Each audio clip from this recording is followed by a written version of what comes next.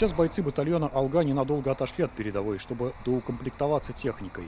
Рустем не вдается в подробности того, что было там. 2 месяца в окопе прожили. Нормально, на природе. 6 лет назад познакомился с Оксаной. Она в 2014-м была вынуждена покинуть родину. Ее корни из Татарстана, родители отца отсюда. Она родилась там, на Донбассе. Как только началась специальная военная операция, каждый день следили за ходом событий. И это, говорят, стало толчком. Как тут все началось, она прям не отлипала от экрана. Я не знаю, я то ли заревновал, то ли что. И я говорю, я поехал, короче. Вот. За мной будешь следить.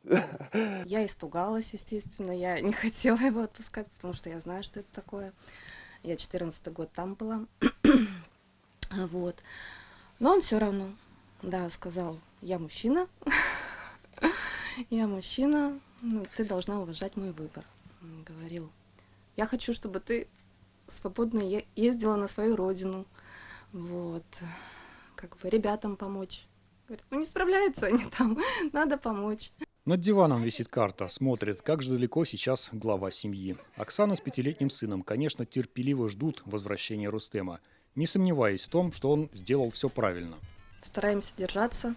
Конечно, как сказать, тяжело без мужа, без папы, да, скажем так, вот. Допустим, горку делали во дворе, мама не может делать горку. А Рафаэльчик такой расстроился, говорит, ну ладно, подождем папу.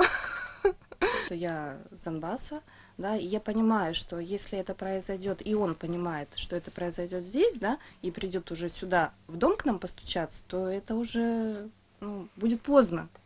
Поэтому лучше остановить все там.